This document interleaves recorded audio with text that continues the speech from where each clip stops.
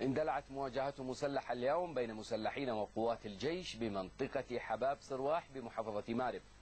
وأوضحت مصادر قبلية في المنطقة أن مواجهات مسلحة اندلعت بين الجيش ومسلحين بمحافظة مارب، مشيرة إلى أن المواجهات جاءت بعد أن قام المسلحون بمنع فريق هندسي من إصلاح أنبوب النفط الذي تم تفجيره خلال اليومين الماضيين.